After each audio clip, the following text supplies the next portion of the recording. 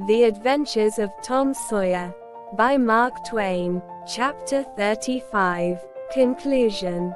The reader may rest satisfied that Tom's and Huck's windfall made a mighty stir in the poor little village of St. Petersburg. So vast a sum, all in actual cash, seemed next to incredible. It was talked about, gloated over, glorified, until the reason of many of the citizens tottered under the strain of the unhealthy excitement. Every haunted house in St. Petersburg and the neighboring villages was dissected, plank by plank, and its foundations dug up and ransacked for hidden treasure, and not by boys, but men, pretty grave, unromantic men, too, some of them. Wherever Tom and Huck appeared they were courted, admired, stared at. The boys were not able to remember that their remarks had possessed weight before, but now their sayings were treasured and repeated. Everything they did seemed somehow to be regarded as remarkable. They had evidently lost the power of doing and saying commonplace things. Moreover, their past history was raked up and discovered to bear marks of conspicuous originality. The village paper published biographical sketches of the boys. The widow Douglas put Huck's money out at 6%, and Judge Thatcher did the same with Tom's at Aunt Polly's request. Each lad had an income, now, that was simply prodigious. $1 for every weekday in the year and half of the Sundays. It was just what the minister got. No, it was what he was promised. He generally couldn't collect it. $1.25 a week would board, lodge, and school a boy in those old simple days, and clothe him and wash him, too, for that matter. Judge Thatcher had conceived a great opinion of Tom. He said that no commonplace boy would ever have got his daughter out of the cave. When Becky told her father, in strict confidence, how Tom had taken her whipping at school, the judge was visibly moved, and when she pleaded grace for the mighty lie which Tom had told in order to shift that whipping from her shoulders to his own, the judge said with a fine outburst that it was a noble, a generous, a magnanimous lie, a lie that was worthy to hold up its head and march down through history breast to breast with George Washington's lauded truth about the hatchet. Becky thought her father had never looked so tall and so superb as when he walked the floor and stamped his foot and said that. She went straight off and told Tom about it. Judge Thatcher hoped to see Tom a great lawyer or a great soldier someday. He said he meant to look to it that Tom should be admitted to the National Military Academy and afterward trained in the best law school in the country, in order that he might be ready for either career or both. Huck Finn's wealth and the fact that he was now under the widow Douglas' protection introduced him into society, dragged him into it, hurled him into it, and his sufferings were almost more than he could bear. The widow's servants kept him clean and neat, combed and brushed, and they bedded him nightly in unsympathetic sheets that had not one little spot or stain which he could press to his heart and know for a friend. He had to eat with a knife and fork. He had to use napkin, cup, and plate. He had to learn his book. He had to go to church. He had to talk so properly that speech was become insipid in his mouth. Whithersoever he turned, the bars and shackles of civilization shut him in and bound him hand and foot. He bravely bore his miseries 3 weeks, and then one day turned up missing.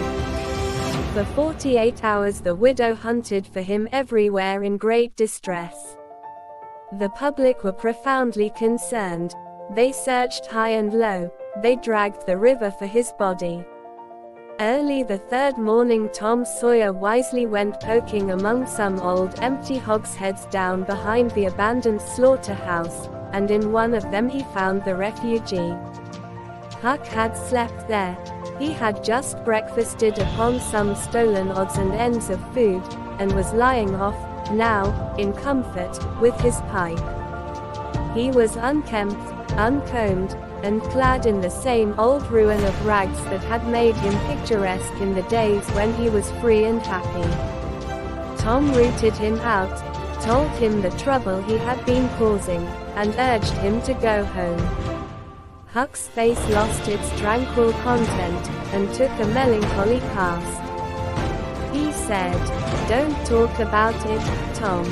I've tried it, and it don't work. It don't work, Tom. It ain't for me. I ain't used to it.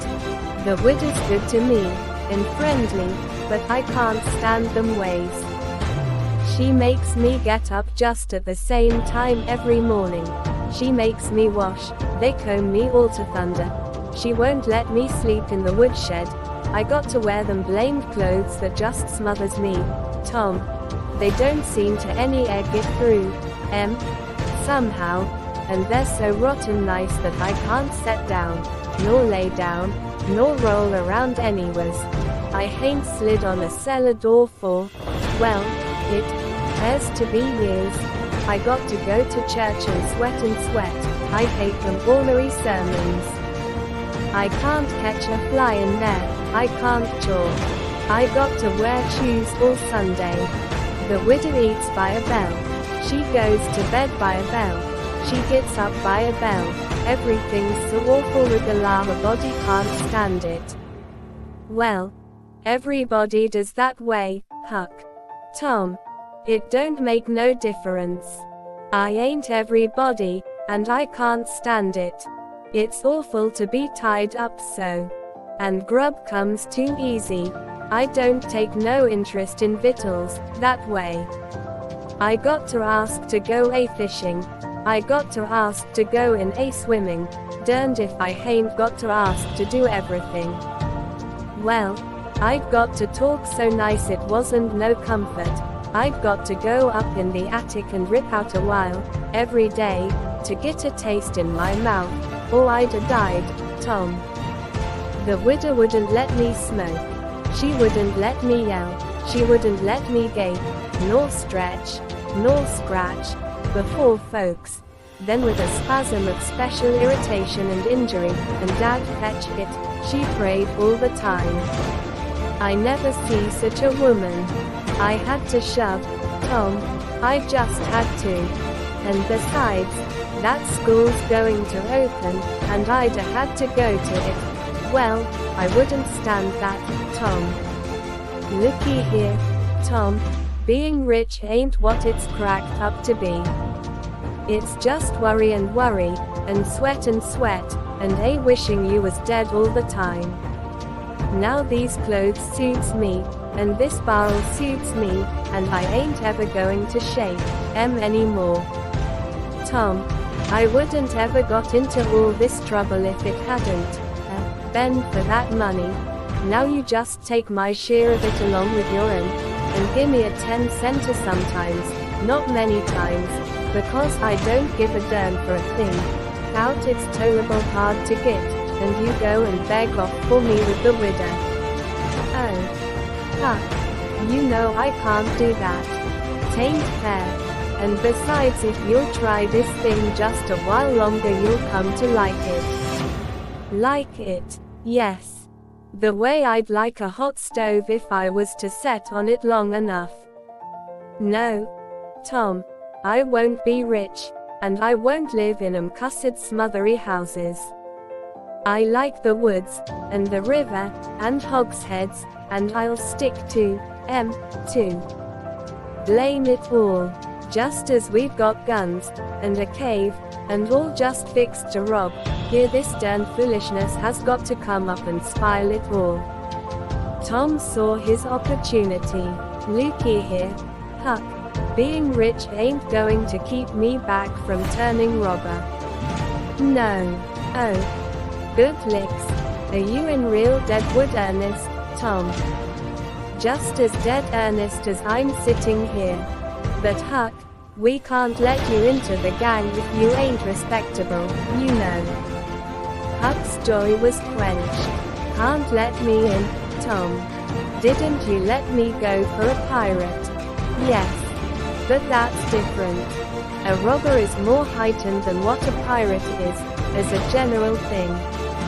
In most countries they're awful high up in the nobility, dukes and such. Now, Tom, hain't you always been friendly to me? You wouldn't shut me out, would you, Tom? You wouldn't do that, now, would you, Tom? Huh. I wouldn't want to, and I don't want to, but what would people say? Why? They'd say, MPH. Tom Sawyer's Gang. Pretty low characters in it. They'd mean you, Huck. You wouldn't like that, and I wouldn't. Huck was silent for some time, engaged in a mental struggle. Finally he said, well, we'll go back to the widder for a month and tackle it and see if I can come to stand it, if you'll let me belong to the gang, Tom. All right, Huck, it's a whiz. Come along, old chap, and I'll ask the widow to let up on you a little, Huck. Will you, Tom? Now will you? That's good. If she'll let up on some of the roughest things, I'll smoke private and cuss private, and crowd through or bust. When you going to start the gang and turn robbers? Oh, right off. We'll get the boys together and have the initiation tonight, maybe. Have the which? Have the initiation. What's that? It's to swear to stand by one another, and never tell the gang's secrets, even if you're chopped all to flinders, and kill anybody and all his family that hurts one of the gang. That's gay. That's mighty gay, Tom, I tell you. Well, I bet it is. And all that swearing's got to be done at midnight, in the lonesomest, awfulest place you can find. A haunted house is the best, but they're all ripped up now. Well, midnight's good, anyway, Tom. Yes. So it is. And you've got to swear on a coffin, and sign it with blood. Now, that's something like. Why? It's a million times bullier than pirating. I'll stick to the widder till I rot, Tom. And if I get to be a regular ripper of a robber, and everybody talking about it, I reckon she'll be proud she snaked me in out of the wet. Conclusion. So endeth this chronicle. It being strictly a history of a boy, it must stop here. The story could not go much further without becoming the history of a man. When one writes a novel about grown people, he knows exactly where to stop, that is, with a marriage, but when he writes of juveniles, he must stop where he best can. Most of the characters that perform in this book still live, and are prosperous and happy. Someday it may seem worthwhile to take up the story of the younger ones again and see what sort of men and women they turned out to be. Therefore it will be wisest not to reveal any of that part of their lives at present.